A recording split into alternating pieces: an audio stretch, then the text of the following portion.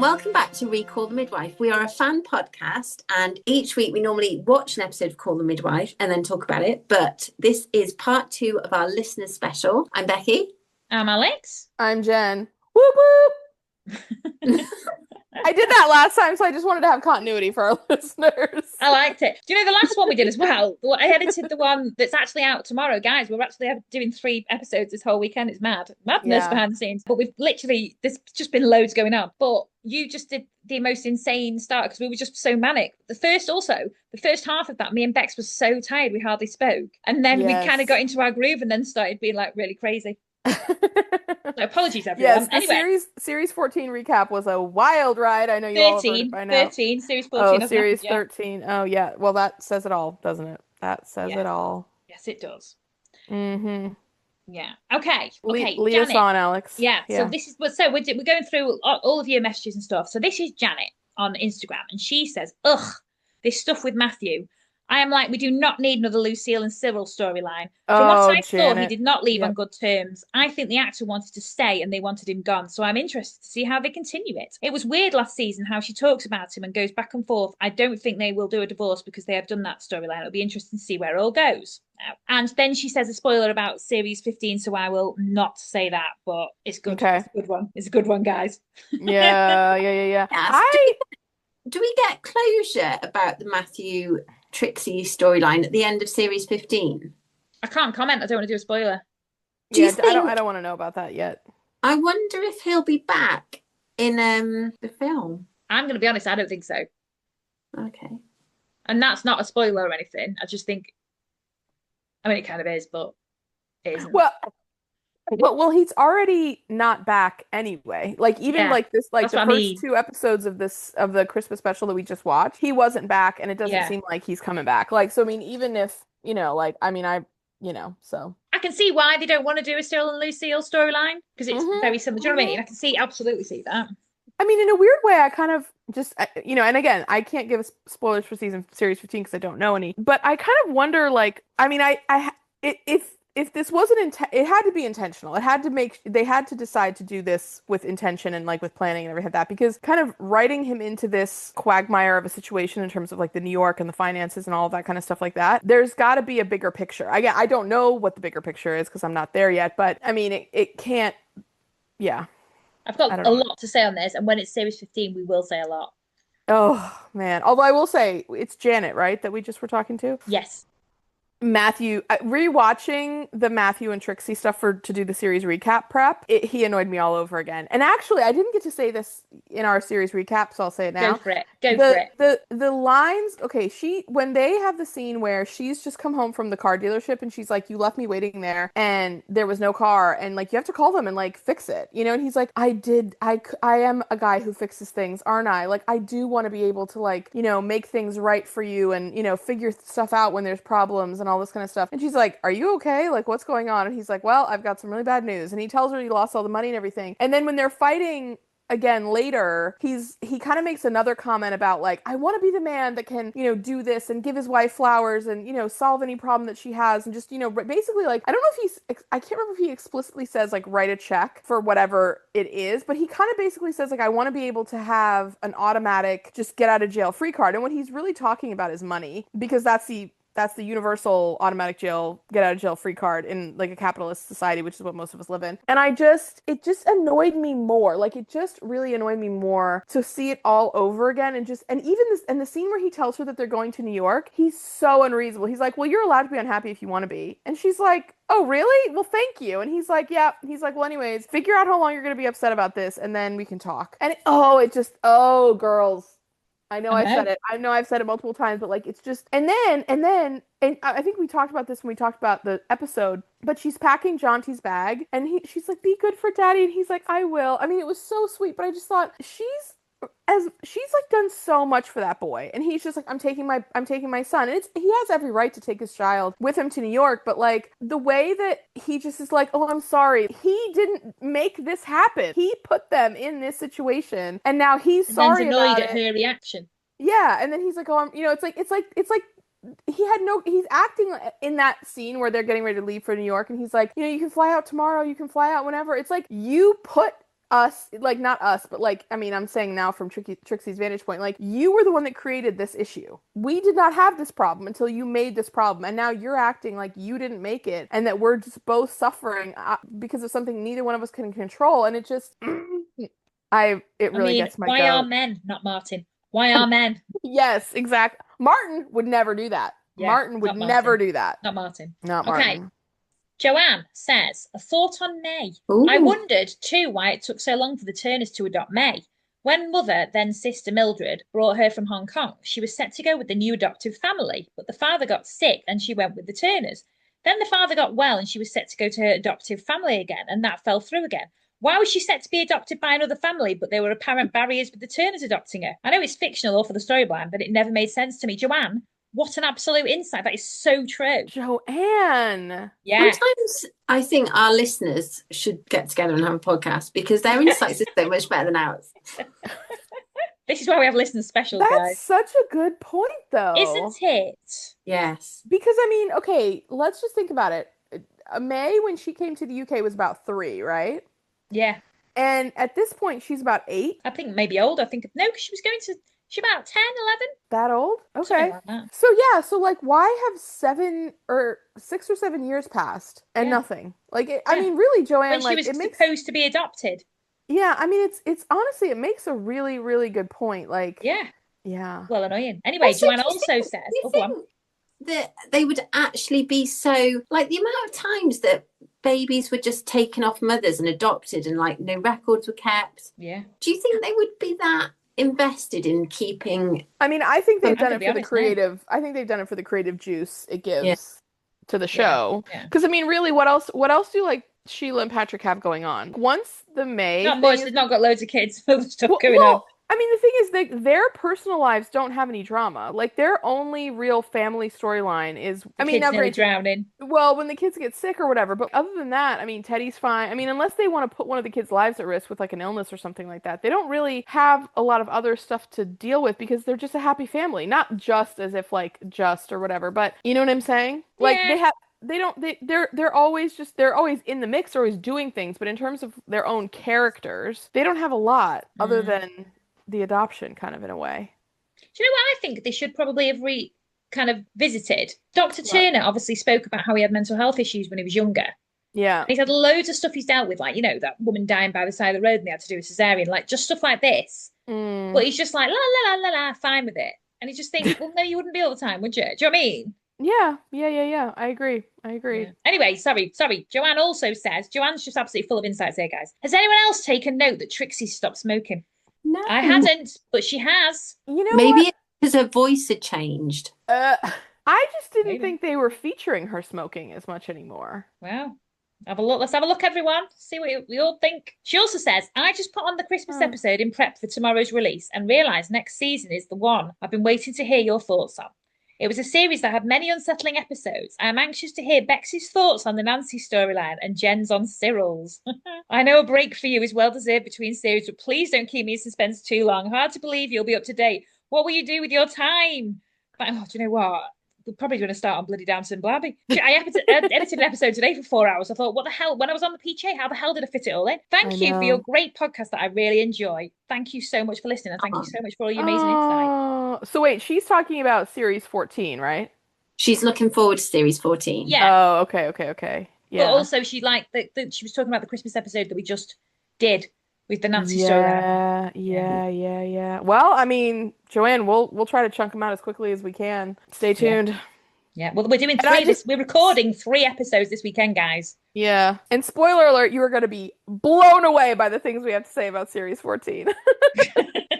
Me and Beth's I don't know what we're going to say, but you are going to love it. I guarantee it. It won't be a spoiler. Oh, hang on. Yeah, you will be. Spoiler alert. Yeah. We're going to be so insightful. We're going to try and actually think about things more. We're trying not going to be all the time. We're just like, I'm so hormonal, guys, just before we record. Yeah. I'm so hormonal. Yeah. Bex, do you want to be our internet medical expert? Do you want to be the one that does all of our like medical Googles to determine that we're not giving like horrible misinformation to our listeners? No. I think you're muted, but you just said no. You just mouthed the word no. Like, okay, well, we tried. We tried. We tried it, guys. You can just be our That's buffer what we've got afterwards. listeners for. Yeah, we'll spread a misinformation and then you can clear it up afterwards, listeners. Okay. It's Helen. interactive. Yeah, Helen on Facebook says, OMG girls, I almost crashed the car from laughing so hard at the ball bag story. And I was thinking ball bag story. Oh my God, yeah. The ball bag Just story not is What was the good. ball bag story? Just not my ball bag. My friend at work, it was like in front of loads of us, just not my ball bag. Amazing. I cannot believe Matthew did not get a 0 this week. Turnip guy was worse than Matthew. Well, do you know what? Yeah, I think pouring a load of turnips in front of a to be honest, I said that I think because I thought Matthew had been taken, because sometimes we don't listen to each other, guys. Well, and I do think Matthew gets some zeros. Oh, he does. He does get zeros. It might not be this week, but he does get some zeros. Yeah. So she says, I have hugely enjoyed your podcast this week and last, even more than usual. I have listened to both of them twice already. Thank you so much for all the joy. This is when we're going a bit mental because we're up at late at night. So we've got one of them to come, girls. Yeah. I love hearing your opinions and remembering all the stories through your eyes. Such a happiness to be able to share the love of my favourite drama ever. Oh, Downton, close second. Oh, that is And then so they say, as there are sweet. 2 Christmas episodes this time, will there be 2 Christmas podcasts? I didn't realise there was, but yes, there were. So you did get that, Helen. And by now you will know that. So we're glad we could have delivered on that. She also says that Miss Higgins' expressions are the best in the world, and she's not bloody wrong. Yes, she's right about that. The other story that I actually, as a listener to this podcast, love is the one, and I know I've talked about this before. I just think it's so funny, that guy at your work who had the crush on the guy that came in that was so tall. He was like, I've never had feelings like this before. we talk about it all the time. Someone walked in and literally the other day, and he was saying about, because he did the same job, and he was like, how tall is he? And he was like 5'8". He's like, not interested. I just think it's so funny that he's like married with kids, and he's like, let's come over me. Like, I never knew a man could be like this. Thing is, though, you didn't see him. Like, in all honesty, without being weird, you know, sometimes when people are really tall, like, you know, like, I don't know, basketball players or something. Yeah. When you're really, really tall, sometimes you can be dead awkwardly skinny or disproportionate. Do you know what I mean? Yes. Really long arms and a really small head. So this guy was in proportion. I don't mean that in a dirty way. I mean, like literally, his head was the right size. His arms, he was just insanely good looking and really proportionate. Oh my God! Wait, actually, on that note, I have a story. Like, I'll tell it quickly. So the new Wuthering Heights movie came out. Shout out Emerald Fennell, our queen Patsy. I've heard it's rubbish, guys.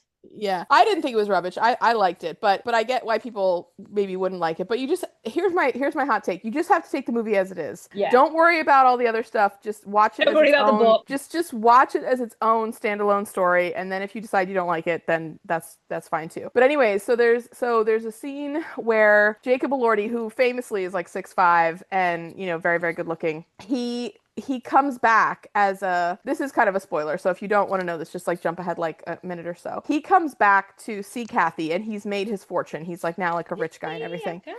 Sorry. Yes, and so the way that we learn that information is that Kathy is up on the moor. She's wandering around somewhere. She's wearing a beautiful dress, and she looks over, and it's this cut of like him standing there. He's got this, the beautiful, like, really nice outfit on and everything, and he's got a walking stick, and he, you see him and his hair's done, so he looks amazing. Okay, so I was in the movie theater with me, my cousin, and my other cousin. We're all like middle-aged women, like in our 40s and 50s, and that scene, when I tell you, everyone was like, everyone saw him and was like, oh, like we all, there was like a collective, I don't care what you were doing in that theater, like when you saw that man, like with that makeover, just standing there looking like fine as heck, that was me and my friend when the shutter man came in. Yes, exactly. He just moved all of us in like a very real way. I'm telling you. And I mean, Jacob Elordi is, and again, I mean, I know I'm so thirsty on this podcast. I'm never going to be able to stop it, but like, I think you just need to embrace it. It's just your personality now. It's who I am. I'm not even going to try, but yeah. And I'm not a Jacob Elordi person, but in this movie, he's very, very, very, very handsome. I just think he looks quite young. Oh, he's way too young. I mean, he's so shockingly too young. But for me to look at him that way, but I mean, yeah, I think he's like 30. I think he's like 28. Yeah, it was like 24. Actually, no, he's not 30. Have you seen that film? No, and I don't think I'm gonna. Yeah. Why? Or maybe we should. Maybe we should watch it and just see what we think. Oh, he's Australian. Yeah, I know that. He's 28. Yeah, he's way too young. He's way too Well, too he's young for technically me. legal. Technically He's way legal, too right? young. He's way too young for me, but I mean, but he is handsome. There is something about height, though, innit? Do you know what I mean? I'll tell you what. Yeah, there is something about height. Yeah. Although my friend, which you two also both went to university with her, she likes a short man. Oh. Suppose it's like I don't like men with beards because my dad's got one. Do you know what I mean? I don't know Mm. if it's that. I don't know how tall her dad is, to be honest with you. Yeah. I saw her No, last I mean, weekend. It's lovely. yeah. We all have our preferences. That's life. And mine's a shutter man. Yeah, I get the sense that Matthew is kind of a shorter guy as well. Yeah. He gives big like 5'8" energy. You know what I mean? I don't think 5'8". Oh, you think he's shorter than that? I think 5'7". And he wears them Oh, Cuban heels. yeah. Well, I think he and Trixie are about the same height, and I don't think she's like a super tall No, woman. doesn't look to So, be. yeah, exactly. Like they're like head to head. Like when they stand together, they're both really the same height. So, yeah. Short And king. he stands on a toolbox. Does he? No, I'm joking about your share. This is from Jess. Hi, Alex. She knows it's just me. Yeah. I've just finished listening to the new podcast. The new podcast is from ages ago, so let's forget that. And I know you guys spoke about The Crown. I've recently started watching it and I'm now on season 4. I'd love to see a podcast on that as well. Can't, Jess, I'm afraid, because Becky won't watch it. No. Intractable, we tried. I've also noticed a few Call the Midwife people in it, but Patsy playing Camilla and Miss Higgins playing Diana's grandma. Also, when Becky said she was on the ABBA fan episode a few months ago, I thought she said ABBA fan and was dead confused because I was like, I don't think ABBA were a band until the 70s. And the Queen was a big fan of ABBA or something. Love the podcast as always, and the best moments are, and again, a long one. Jess is the one who does our amazing series recaps. Yes, Oh. best of. And I don't know how she finds best of for us. So can I just say we need to give a shout out to Jess, and it's Lone Wolf XX Lone Wolf XX on YouTube.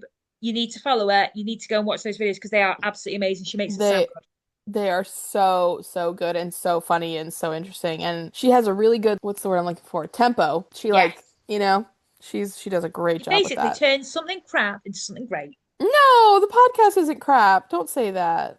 Yeah, but it's not great. So we're out here. No, this is misinformation. This is weird British false modesty. The podcast is lovely. We never said we're perfect. We're just human beings doing our best. It's true. Yeah. I still can't believe we do a podcast, guys. Anyway, I do. Steph, I'm joking. Steph says this is off Instagram. We were talking. I shared some things of Tobbs, the other Bennett sister. And she said, this looks ace. Maybe this is your next podcast series. Yes, it is. Recast the Midwife. Yeah. Oh, I've been meaning to say for ages. I read that Heidi Thomas did a series called Lilies before Call the Midwife. It only ran for one season, even though it's got great reviews, apparently. About three sisters after World War I in Liverpool. So we should do that too. I really want to watch that, guys. Lilies. Sounds amazing. I will say I like the idea of doing something that's like short after Call the Midwife, which is like 15 seasons, because just being able to kind of like watch something and like know that it's going to come to its natural conclusion and just, this is, I think that's actually might feel kind of nice, like a bit of especially because Downton Abbey has a ton of episodes and like the movies and the thing and the thing and the thing. So it might be nice to do something kind of light and easy as a quick palate cleanse before we, go on to the next thing. Yeah. Now, we've got a message here from Jill. Now, this is quite niche because you can't see the story anymore on Val's Instagram. But so Val in real life is called Fur Curbs on Instagram. Right. And she put, hi, Alex. This is from Jill. Hi, Alex. Hope you're good. Just saw this on Val's Insta. Isn't the woman with her that horrible racist bitch from really early on? Back when Jenny was in it. Think her surname was Bailey. She was always shouting at her kid and being horrible to her neighbour. Yes, she was, Jill. And I just wanted to shout out Jill for that amazing spot because well done. Oh, my goodness. I mean, clearly it's the actress is not that person. It was just her character, but her and Val are friends or something. Is that what she was saying? No, she's doing promo for some new thing she was doing. Oh, and they just happen to be acting in it together. Oh, okay. Yeah. Okay, now this is from listener Jen, who's also our meetup Jen. Yay! This is about one of the episodes. Once I start talking about it, you'll know what she means. Number 1, Heidi Thomas does a lot of research, which surely includes old newspapers. Could she have seen the very ad for a social worker training that Cyril saw?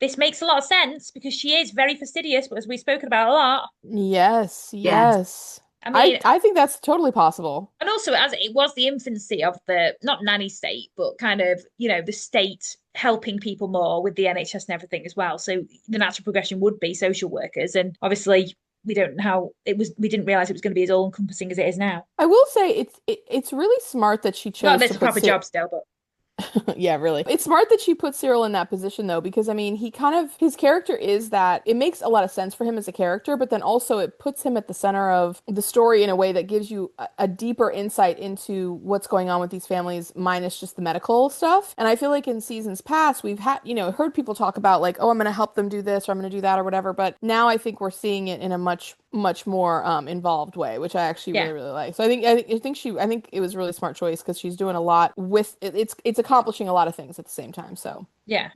Number 2, totally agree about the driving lessons. It made Trixie look incompetent. I have taught both my kids to drive because I'm very patient, like Fred. Do you know what? Well done you, because neither of my parents. Actually, my dad was all right, but my mum wouldn't go in the car with me. My nephew is 15. Yeah. Turns 16 in November. So really we're like 18 months off him learning to drive. Are you scared? Yeah. I cannot imagine him behind the wheel. Who's going to teach him how to drive, do you think? Well, Is it going to be your brother, sister-in-law? You're not going to do it, I don't think. See, over here, it's more people get lessons, like formal lessons more. Oh, really? Like family doesn't do any of it? They do, but you'd get a few off, lessons under your belt and then... Yeah, then really you're just practicing with family. Oh, yeah. I mean, over here, we have like driving school and driving lessons and all that too. But I mean, mostly automatic. I think it's less hard to get the car going. I think like people, you need to find biting point, and I think it's just a bit more involved with gears. Also, like my brother, because he's in the police, is an advanced driver. Like even when I'm driving with him, he's like, anticipate the road ahead. Oh, do you know what? I'd kick him out.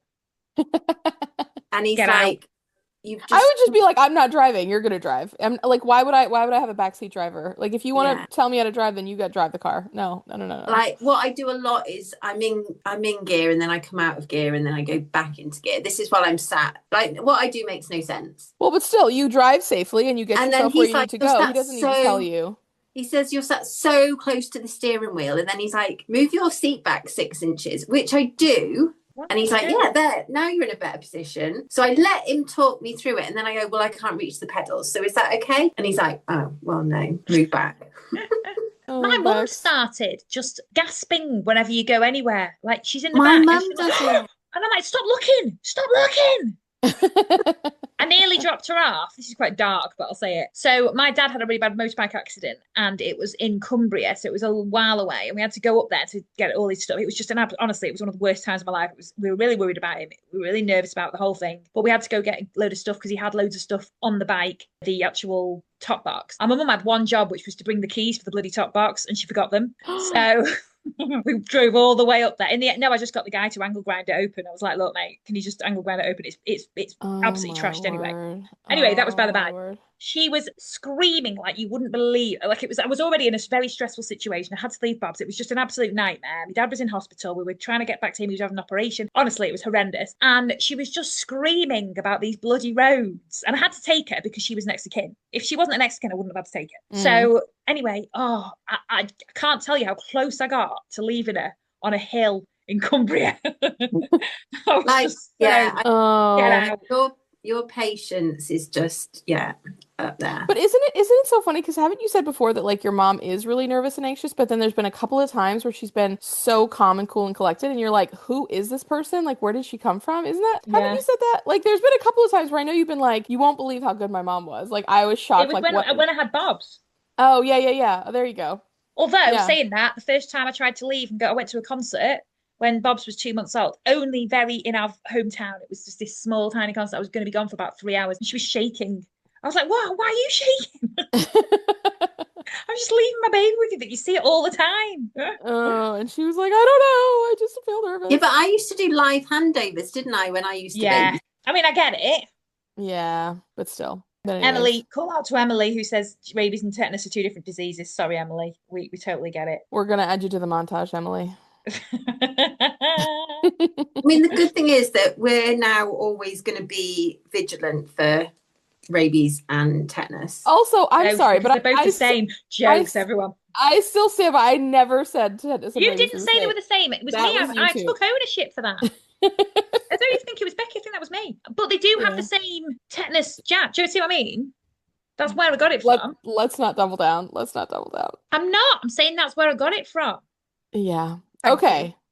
All Now, right. Heather on Facebook says, started listening on my drive to work today and was able to rewatch last night since the Olympics ended. She's sad about the Olympics ending. I'm also sad about the Olympics ending. Yeah. And it's April. I'd forgotten how awful Matthew was in this episode, and that this is when my feelings about him began to change. He did our Trixie wrong. You're very right. Yeah. Yep. Jen, you're killing me with Jocelyn instead of Joyce. Thanks for Alex and Bex for the continual connections. But if we were going to ship Joyce and Rosalind, then I'm totally on board with Jocelyn. But spelling would be tricky, and totally agree. We don't need to see the placentas. Absolutely, totally on board there, Heather. Let's start a campaign. Mm-hmm. Okay, so Janet says, "Hi, I am a devoted listener to your podcast. I love it. You bring so much humour." Oh, thanks, Janet. Aww. I'm in my late 70s and I just wanted to share something about the BCG vaccine. I know, late 70s. Can I say we've got like 13-year-olds? We've got men. We've got Martin. We are appealing across every age demographic. We're killing every category. Do you know, on Eurovision, so this is a really sad thing. I'm just going to say really, really quick, but I love it, right? So we watch in my household, because we are absolute Eurovision saddos. Is it soon? It's in May, yeah. Right. We watch Melody Festivalen, which is the Swedish.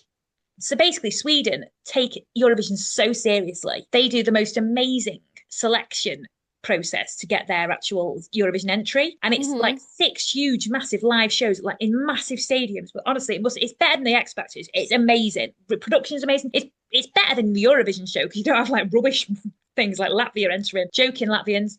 Anyway, so it's or ours actually. This year's terrible. Anyway, so it's just this amazing show, but they have this system right in the corner, which is like a little heart, and they must have this voting app, and they have all these different hearts for different age groups, and it starts at like 3 till 7, 8 till like 12, like honestly, up to like 90s. It's outstanding scene, and every time an act has loads of likes and stuff, it has flames coming off the colour of the heart. Honestly, it's outstanding. Don't even know why I spoke speaking about this. Sorry, guys. Anyway, because she's in the late 70s. I'm in the late 70s, and what's that got to do Eurovision still? Oh, because of the age brackets. Age brackets, yes, thank you. I'm in my late 70s and just wanted to share something about the BCG vaccine. I don't think it was really ever. What is the BCG vaccine? One where you couldn't remember having it, but I've had a big scar on me. Yeah, and I do. I have a scar. Yeah, but you don't necessarily scar. Oh, right, okay. You could have had it, but might not have had it. You might not have needed it, because you know when they do the test, they did the test, and the Chidozis had the test on their wrist. Oh, yeah. And if it comes up like the Chidozis, you don't need the vaccine. Right. Yeah. So some people at my school didn't need the vaccine. Right. Anyway, I don't think it was really ever given here in the US, if at all. However, my dad was in the army and we lived in Germany 1953 to 1955. We lived in a small town where barely anyone spoke English. The doctor would come to the house when we were sick. At one visit, he gave my brother and I shots. My mother had no idea what it was. I can't imagine, but it happened. Fast forward to 1990 when I had to have a MAN2 TB test for work. It came back positive, so I had to take medication for 6 months. They said the positive test was either because I had a recent exposure to TB or I had received the BCG vaccine. Who knows? I just wanted to share that. Thank you again for such a fun podcast. I'm hoping it's the vaccine, Janet. Wow, I just love to think that like Janet's mom was like, not understanding this German doctor, and he was like, da da da da in German, I'm gonna like put this in your kids now, and she was like, well, okay, I guess, just not sure. Yeah, but I want people to trust medicine more and be like, yeah, okay, vaccines are here for a reason. Oh no, I'm as you both know, I'm 1,000% No, I know you agree. That's what I'm saying. But I'm just basically like, agreeing and saying, like, wow, it's still like a wild story that you weren't, that she wasn't able to get like the real, she just was like, well, okay, it must be fine. I mean, sure. I mean, I would be like, I can't keep up with what she's had done. She's like, if they ever get a thing at school, I'm like, yeah, no worries. Yeah. So we've all had our COVID vaccine. Yep. Yeah. Now, I can't remember. There were 2 types, weren't there? We had 2 types. Yeah. Pfizer and Moderna. That's what the 2 we had in the US. Ours was Moderna, and what was the first one you said? Pfizer. Okay, there was a Pfizer one, and then we had a German one here as well. Okay. I feel like I had Pfizer. Anyway, this is by the by. But we don't have, if you have COVID, we don't have medication here that lessens the symptoms. Oh, which we do. Yeah. We do have that. Yeah. And I will say too, and I want to say it's Heidi, but the sweet nurse that was talking about later about like getting your vaccinations updated and everything. I actually, because of my work, I did update all my vaccinations. Like I rehabbed my MMR. I had a TB one. I had a chickenpox vaccine. I had chickenpox really bad when I was a kid, but I had the vaccine again as an adult within the last 10 years because of the work that I was doing. Yeah. So yeah, 100% pro vaccine. I feel like Absolutely. America are more onto that stuff than we are. Yeah. Yeah, I think Yeah, that's right. because here we just let people have chicken pox. Well, yeah, but you say that, Bex. They But I are think- now rolling out a new vaccine Yeah. that's starting. Yeah, from That's babies. what I'm going to say. They've just started rolling it out. Yeah. Yeah. I don't think we should get into a whole vaccine conversation, but just to say like it saddens me what's going on in the US right now. And I really do hope that it's not too long before we really start having a lot more we let go of all this silliness and get back to like really following like trusted medical advice. I'll just say that. And my niece just had the HPV vaccine. Also My great. nephew was like, "What is that? What even is that?" And she was like, "It's for cancer of your vagina." Well, that's brilliant. They're doing it though. I think that's absolutely brilliant. Now Yeah. that's probably misinformation in itself. Well, partially, but also partially correct. So, I mean, we should put a disclaimer. Like disclaimer. That Well, should be your trigger warnings if you don't Yeah, want to hear I absolute know. crap spout out of people's mouths. We're not medical professionals. We do not pretend to be medical professionals. Never take medical advice from us ever, ever, ever. I mean, in some way, and I'm joking. So, I stand by the fact that I tell people to wear SPF. So, Yes, you do. yeah. We've just literally had this conversation before we started recording. I do wear SPF, guys. I know. Okay, Sabrina says, "Hi, Alex." She knows it's just me, guys. Yeah. You mentioned you love the You marvelous. don't have to keep saying that every single time. Yes, I do, girls. We Oh, do yes, get I it. do. We do get it. We do get it. Everyone gets it. You mentioned you love the marvelous Mrs. Maisel. So do I. Becky and Jen did not sound too enthused about it. That would be great to do a rewatch podcast with them since they haven't seen it. I can imagine all the discussions this show would bring, and your impression of her manager was hilarious. Have a great week. Thank you, Sabrina. It was hilarious. I do have to say, I've said this before and I'll say it again. Absolutely loved that series. It was brilliant. Okay, this one made me howl. Joanne says on Facebook. Well, actually, Helen first says, "I wait to listen with glee as this was quite the episode about Lainey and her, the husband. It was like, what are you going to do about it?" Yeah, the young mom who has Danielle. Yeah. Joanne says, "Can't wait to hear your thoughts, but I must say I'm surprised with something. As meticulous as Heidi Thomas is with historical details, this is the third time in 4 episodes that Dr. Turner has put his stethoscope in his ears backwards." No wonder he didn't catch May's rattles. He couldn't hear anything. Dr. Turner. Outstanding. Oh my God, I love it. I love that so much. I know, amazing. Roast that man. Yes. So this is Christina on Blue Sky, guys. Oh. Yeah. "Hi, girls. Alex, smiley face, lols." That is actually what is put there. That genuinely, I'm just reading out what people say, Jen. I can't help it. People know. I'm shaking my head. Okay, keep going. I can't help it. "I was listening to Series 6, Episode 2 this morning. You described your daughter, newborn at the time, as having Kermit the Frog legs. This made me laugh because my first son was small at birth, about 2.5 kg. I can't work out what that is. My husband and I called him our skinny chicken. He did chunk up later, but has always been on the petite side. He's 24 now. Oh, skinny Still got Kermit the Frog chicken. legs. Do you know, we went to Primark. We went bowling. We had such a lovely day yesterday. We went to bowling and we went to Primark with my friend and her daughter, who's just a little bit older, but they get on like a house on fire. We had lovely food. Honestly, it was just such a lovely day. And we went to Primark because she wanted some jeans because she just keeps growing like a weed. She's so tall. Everything's half-mast on her, but she's also really skinny. So anyway, she wanted some cool girl jeans, which means like baggier jeans. She wants black baggy jeans, guys, because she's a goth. Oh, okay. Anyway, but she doesn't like buttons because, that just why Like a button, why make my life easy? Like a button fly you're talking about. Yeah. So anyway, there were these like wide leg, waist, elasticated waist ones, like drawstring waist trousers. Yeah. I've never seen, even in like age 7 to 8, 9 to 10, they were falling down her. I was just like, oh, my little Kermit the Frog legger.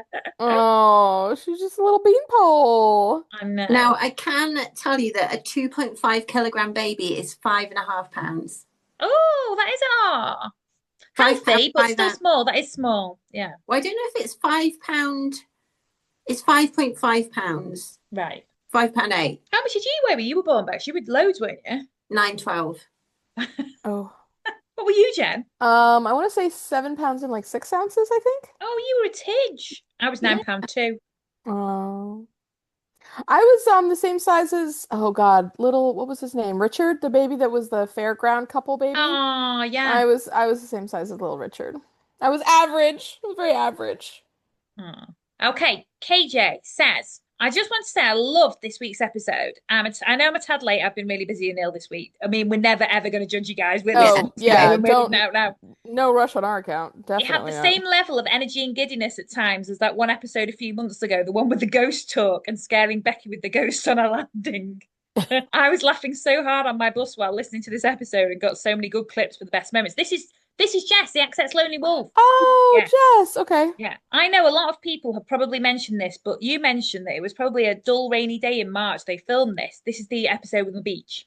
Oh, it was. Yes. Absolutely no question at all. I remember this episode coming out live, and there was a small news article I read where Cliff mentioned he either got hypothermia or very nearly got hypothermia while recording this.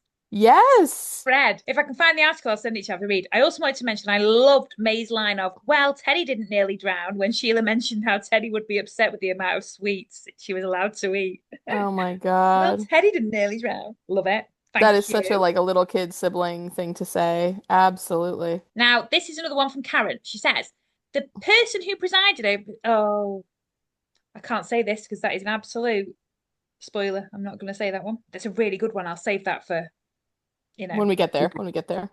Yeah. Okay. Heidi says, this was yet again another excellent episode. I mean, this could apply to any, but Yeah, you literally guys had all. me you guys had me laughing out loud so many times. It's so interesting that turnips were used and not pumpkins. I remember one of the earlier seasons there was a little girl who thought her mother had passed away, but had really just left her, and the episode focused on how she felt left out with her father and his new family. They decorated turnips for fall as well. Yes. Yes. And we talked about it at the time because I was like, what are we doing here? Because Yeah. turnips are not used that way in the US. At least I've never heard of that or seen that as a thing. Yeah. So, I don't think it's a US thing. I mean, I yeah. feel like it's a bit medieval Brit England thing. I Yeah. totally agree that Sylvester is smarmy. And if I remember correctly, this storyline is short-lived, which is a relief because Joyce absolutely does not deserve to be treated so poorly by him. Luckily, you're right. Amen. Yeah. Bex cracked me up with her eloquent compare and contrast of women during Heroes and Zeros and her defending of Fred spitting in his hand. I definitely agree with you, Alex, that I'd much rather someone spit in the street, although I don't understand why men feel the need to spit so much in general. Spoiler alert, it increases in age. Ugh. Oh. I don't want. Ugh. My husband turns 50 next week. I don't want that happening. Oh, yikes. It feels so weird that we're close to present time episodes as well as in the time frame I've been alive. I've been watching series 15 through PBS Passport, and I'm only the first 4 episodes have been released. It's super hard to avoid spoilers on social media right now, and I'm fairly certain I know one of the biggest themes that occurs at the end of the season. We may have to have an emergency podcast episode about it. Thank goodness we have your podcast to spread the Call The Midwife love. Thank you again, ladies, for all you do to bring us your show. Aww. So sweet. You guys, so In it sweet. just, like, in it just. Okay. Mm-hmm. So Melissa says, we're doing well getting through these guys. Mm-hmm. The thing with Joyce bugs me. Sister Julianne was okay with fraud, false name Joyce uses, but was mad about Nancy having a kid. Yes. And the fact that yes. Yeah. There's a lot of good points being made here. I would think using a fake name would be way worse and automatically loss of nursing license. I understand why she did it, but I wish they didn't make us think she did this fraudulently. Now, Kathy on Facebook also replied to this and says, a very good point, Melissa. Did Nancy's daughter have illegitimate stamped in bold red letters on top of her birth certificate? I know a man now in his 70s that did. It is a stigma that these children, now adults, have carried with them all their lives. He was unable to travel to some countries in the world because of this one word that labelled him. How mad is that?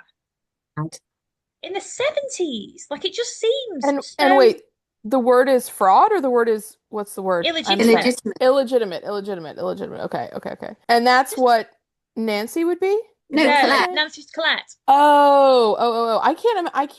It's weird to even think about people caring about that. Yeah. Like, I mean, to be honest with you, it's kind of one of those things where it's like, how would anyone even know? Lifetime, it wasn't my lifetime, the 70s, but, I was born in 81. But still, someone born in the 70s, like, at most 10 years older than me or 11 years older than me. Yeah. That's mad.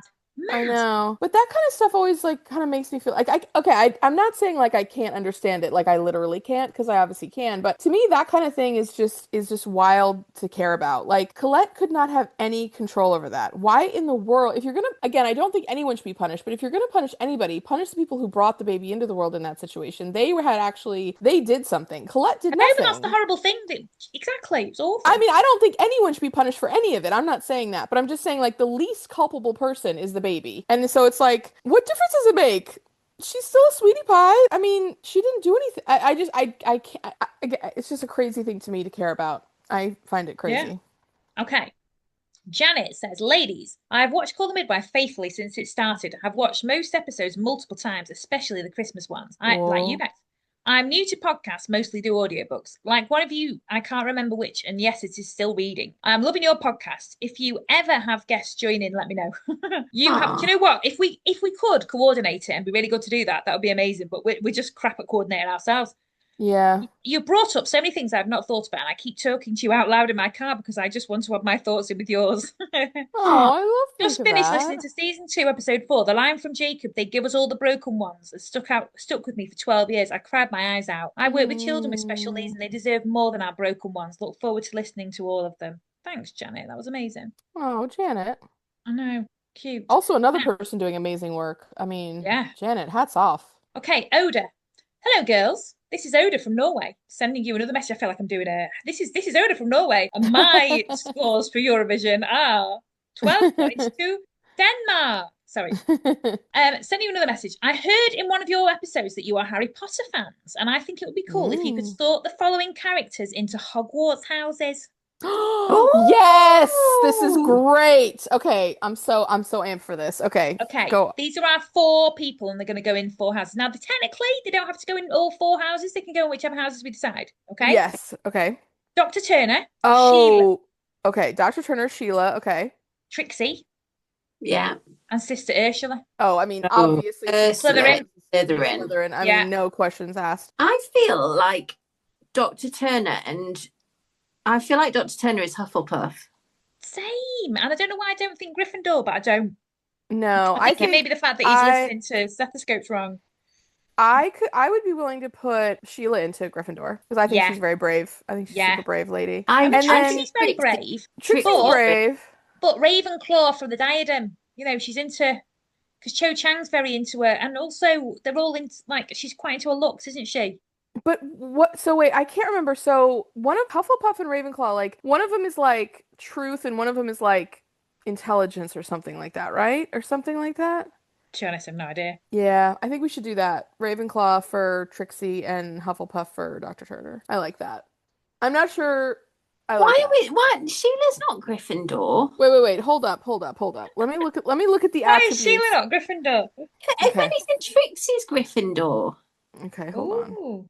Ooh. What's Jenny Lee? Slytherin. Attributes of... Okay, Gryffindor is where you would find the pluckiest and most daring students.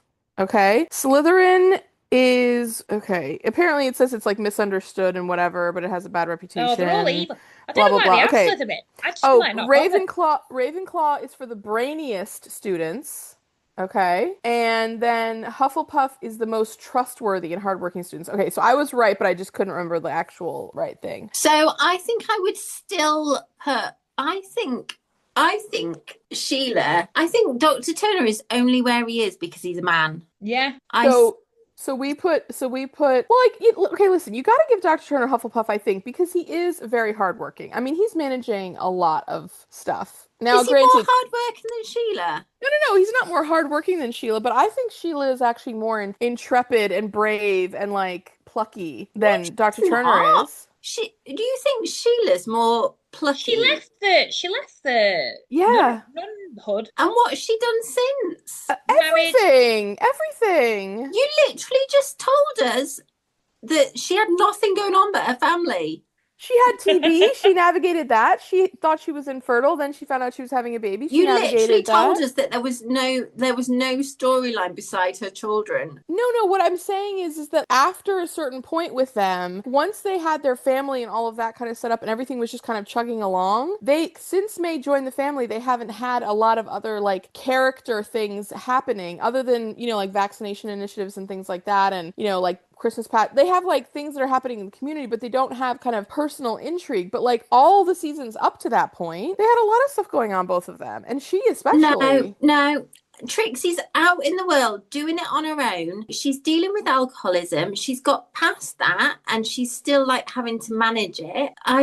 Trixie is Gryffindor all day long. Okay, but that doesn't mean Sheila can't also be Gryffindor. I'm not taking anything away from what you're saying. I'm just saying that's where I would put Sheila. I would say that Sorting Hat is having a real struggle over Sheila. I love the fact that this really lovely question about Hogwarts has turned into a massive argument. I think this is a fun question. My thing is like, who else would go into what house? I mean, she gave us 4 characters, but are there any other characters we want to put in houses while we're at it? Patsy, when she's got red hair, can be a Gryffindor because she can be like a Weasley. Yeah, that's a good one. Barbara, she's very brave. Is she a Hufflepuff though? I think she's a Hufflepuff. I think she's a Hufflepuff at heart. Yeah, I think that's right. Matthew, Slytherin. Miss Higgins. Yeah. Ravenclaw. Oh, I mean, yeah, she's got to be a Ravenclaw. Nancy. She don't get in. She's a squib. I was gonna say Nancy. Like, I don't know. Yeah. No, Nancy. I think Hufflepuff. I think Hufflepuff for Nancy too. Or I think Gryffindor. She's very brave. Yeah, I think. She's not a squib. Yeah. Who else? Oh, Phyllis has to be. I think Phyllis is Gryffindor. I think that too. Yeah. Yeah. Okay, last one. And then we're going to do some more of these listener specials after the next lot. Okay? This is from Sophie. Hi, I just wanted to say how much I absolutely love the podcast. I've watched all of Call The Midwife more times than I can count, but was only just introduced to your podcast recently by one of my friends, and I'm obsessed. Do you know what? I love that she was someone's introduced her to the podcast. And that's amazing. Do you know what? I've got a podcast to recommend to you. It's these absolute nutters who argue over Harry Potter. I'm working my way through the series and currently listening to Series 5, Episode 1. I've got 1 month left of my twice-weekly travel to London for drama school. Being Call The Midwife is the dream. Oh my God, please, Sophie, get on. That'd be amazing. And the podcast is the perfect company on my train and tube journeys as well as on my walk to work. Fun fact, I'm doing the same diploma course that Daniel Laurie, our amazing Reggie, did. It's awesome accessible drama school training, especially for autistic and learning disabled performers run by Access All Areas who do loads to make the industry accessible for autistic and learning disabled people. That is amazing. How exciting. That's wonderful. That'd be amazing. Do we know Sophie's full name so that if she becomes famous, we can be like, oh, she listened to our podcast? Well, what she needs to do is just tag us in everything she does. Oh, yeah. Mm-hmm. Well, Sophie, you are doing amazing. Stick with it. We wish you all the best. You are going to do fabulous. Yes. And thank you so much to everyone. Is what they say, isn't it? Yes. Mm-hmm. Mm-hmm. We're medically trained. We can talk about that. Thank you so much for listening to us. Thank you so much for all your amazing content that you've sent us and all your lovely comments, questions, making everything right, Martin. So yeah, thank you so much, everyone. And we'll see you. We're going to take a few weeks break, but we'll be back with Series 14 before you know it. Yes, absolutely. Thank you so much for listening. Bye-bye.